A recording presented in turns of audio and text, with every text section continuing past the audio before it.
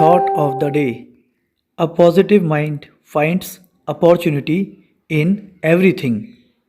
एक सकारात्मक दिमाग हर एक चीज़ में मौका ढूंढ लेता है। उदाहरण के लिए लॉकडाउन के दौरान जब सारी दुनिया तनाव में थी, कुछ लोग फ्रस्ट्रेशन में थे, वहीं सकारात्मक मस्तिष्क का उपयोग करके कुछ लोगों ने अपने जीवन को बेहतरी के लिए निखारा। कुछ लोगों ने खाना बनाना सीखा, कुछ लोगों ने योगा के माध्यम से अपना वज़न कम किया और इस तरह उन्होंने लॉकडाउन के दौरान भी अपने दिमाग की सकारात्मकता का उपयोग करते हुए अपनी जीवन की बेहतरी के लिए प्रयास किए। धन्यवाद। Good morning everyone. Word of the day यानी आज का शब्द है क्विक। स्पेलिंग देखें, QUICK, क्विक। क्विक का हिंदी अर्थ होता है शीघ्र, तुरंत या फुर्ती से। आइए इसे वाक्य में प्रयोग करके देखते हैं। पहला सेंटेंस है she is quick at everything, उसे हर चीज़ में जल्दी है। दूसरा सेंटेंस है can I ask a quick question, क्या मैं एक त्वरित प्रश्न पूछ सकती हूँ। तो बच्चों बस आज इतना ही। Okay, thank you. नमस्कार। अब बारी है आज के पजल की। पजल यानी आज की पहेली। तो आज की पहेली है जेब में रहता है हरदम, हर कोई मुझको जाने, बात करता दूर दूर की, हर कोई मुझको माने। बच्चों बताइए, जो हमेशा आजकल सबकी जेब में रहता है और हम लोग दूर दूर उससे बात भी करते हैं। आजकल आपके उपयोग में तो बहुत आ रहा होगा। जी हाँ, आपने बिल्कुल ठीक समझा, हम बात कर रहे हैं मोबाइल की। बच्चों, मोबाइल आज हर वर्ग के लोगों तक पहुंच चुका है। आज मोबाइल हर जानकारी का साधन बन चुका है। बच्चों, पूरे कोरोना काल में हमने अपने पूरे साल की पढ़ाई ऑनलाइन मोबाइल के द्वारा ही की है। जो मोबाइल से अब कोई भी काम अछूता नहीं रह गया है। बाजार से लेके बैंक तक के सभी काम हम घर बैठे मोबाइल द्वारा ही कर सकते हैं। आज के लिए इतना ही। धन्यवाद। सुप्रभात। अब इतिहास के पन्नों से। सन 1857 में आज ही स्काउट के संस्थापक रॉबर्ट बैडन पावेल का जन्म लंदन में हुआ था। इनका पूरा नाम Robert Stephens Smith Baden Powell था। बैडन पावेल की पुस्तक स्काउटिंग फॉर बॉयज़ का प्रभाव विश्व के अन्य देशों के साथ साथ भारत पर भी पड़ा। आज ही के दिन सन 1958 में भारत के विख्यात राजनीतिज्ञ, बुद्धिजीवी व साहित्यकार अबुल कलाम आज़ाद का 70 वर्ष की आयु में निधन हुआ। मौलाना अबुल कलाम आज़ाद एक प्रसिद्ध भारतीय मुस्लिम विद्वान थे। वे कवि, लेखक, पत्रकार और भारतीय स्वतंत्रता सेनानी थे। उन्होंने हिंदू मुस्लिम एकता के लिए कार्य किया तथा वे अलग मुस्लिम राष्ट्र का विरोध करने वाले मुस्लिम नेताओं में से एक थे। खिलाफत आंदोलन में उनकी महत्वपूर्ण भूमिका थी। आज के लिए इतना ही। धन्यवाद। नमस्कार। आज के विशेष में स्काउट्स एवं गाइड। स्काउटिंग या बालचरी एक आंदोलन है जिसमें बच्चों में उच्च कोटि की नैतिकता व योग्यता का विकास किया जाता है। स्काउटिंग आंदोलन के जनक Robert Stephens Smith Baden Powell थे।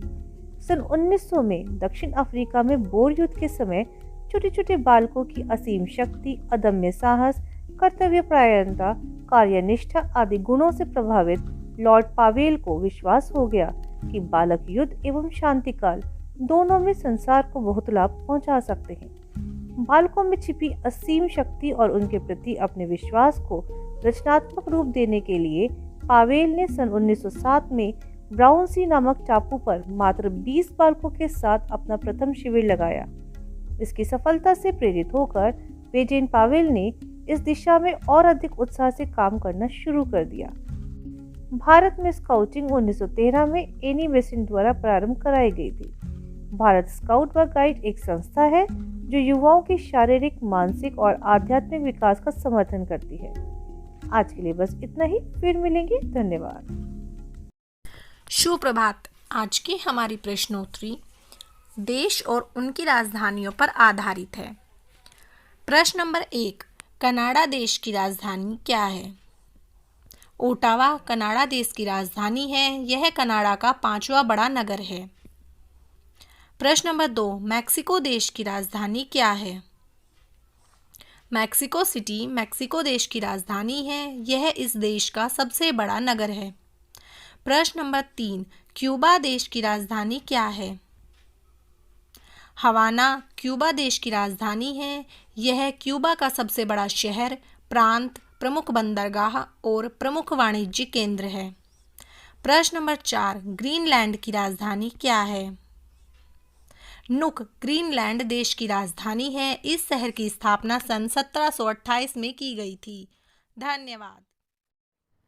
गुड मॉर्निंग बच्चों, आज मैं हाजिर हूँ आपके लिए प्यारे से बाल गीत के साथ। चलिए देखते हैं किस किस को ये जल्दी से याद होता है बाल गीत। चींटी हूँ मैं चींटी हूँ, लगातार चलती रहती, फिर भी कभी न थकती हूँ। चींटी हूँ मैं चींटी हूँ, राह जो चुन ली एक बार, फिर मैं कभी न मुड़ती हूँ। आए कितनी भी मुश्किल, फिर मैं कभी न ठहरती हूँ। चींटी हूँ मैं चींटी हूँ, चींटी हूँ मैं चींटी हूँ। Thank you. नमस्कार बच्चों, अब समय है आज की कहानी का, जिसका शीर्षक है सोनल परी। एक दिन सोनल परी उड़ते हुए एक झील के किनारे पहुंची। वहां एक अकेला बच्चा उदास बैठा हुआ था। सोनल परी उसके पास गई। उसने बच्चे से उसका नाम व उदासी का कारण पूछा। बच्चे ने कहा, मेरा नाम रवि है। मैं अपने भाई बहनों के साथ यहाँ आया था। वे घूमते हुए आगे निकल गए और मैं पीछे रह गया। मुझे अपने घर का रास्ता भी नहीं पता। यह सुनकर सोनल परी ने रवि के सर पर हाथ फेरते हुए कहा, तुम मेरा बायां हाथ पकड़कर चलो। हम पहले तुम्हारे भाई बहनों को ढूंढेंगे, फिर तुम्हारे घर चलेंगे। रवि ने तुरंत सोनल परी का हाथ पकड़ लिया। सोनल परी चंपू को लेकर उड़ चली। कुछ दूर उड़ने पर जंगल में एक बड़े पत्थर के ऊपर चंपू के भाई बहन बैठे हुए दिखाई दिए। वे दोनों वहीं उतर गए। रवि अपने भाई बहनों से मिलकर बहुत खुश हुआ। वे सभी भूखे और प्यासे थे। सोनल परी ने अपनी जादुई छड़ी घुमाई। ऐसा करते ही वहां अनेक स्वादिष्ट पकवान जैसे मिठाइयाँ, चॉकलेट, फल और जूस आदि आ गए। सभी बच्चों ने छक कर खाया। फिर सोनल परी के साथ छुपन छुपाई खेलने लगे। शाम होने लगी थी। अतः सोनल परी ने अपनी छड़ी को एक बार फिर से हवा में घुमाया। वहां पर एक उड़न खटोला आ गया। सभी उसमें बैठ गए। कुछ देर में वे घर पहुंच गए। परी ने बच्चों को घर के आंगन में उतार दिया। घर पहुंचने पर सभी बच्चे बहुत खुश थे। उन्होंने सोनल परी को धन्यवाद दिया। तो बच्चों, कैसी लगी कहानी? धन्यवाद। नमस्कार, आज मोटिवेट योरसेल्फ का विषय है असली जीत हीरो बनने में नहीं, हीरो बनाने में है।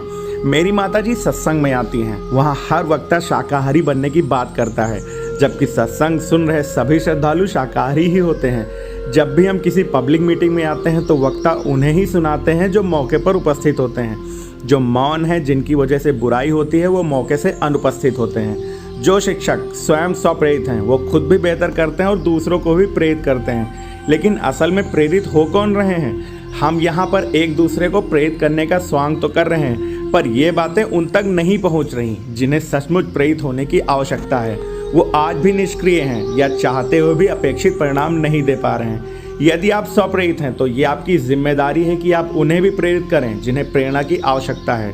सबको साथ लेकर ही हम बेसिक शिक्षा के उन्नयन के लक्ष्यों को प्राप्त कर सकते हैं। वो शुरू में आपको इग्नोर करेंगे, आपका विरोध करेंगे, आपका उपहास करेंगे, लेकिन एक दिन आपको सराहेंगे।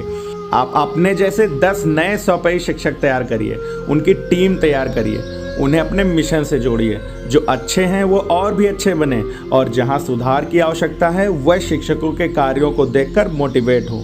यहाँ स्वप्रेरित शिक्षकों की जिम्मेदारी और भी बढ़ जाती है। क्योंकि सम्मान पाने से अधिक सम्मान दिलाने के मायने होते हैं। असली जीत हीरो बनने में नहीं, हीरो बनाने में है। धन्यवाद। आपका दिन शुभ हो।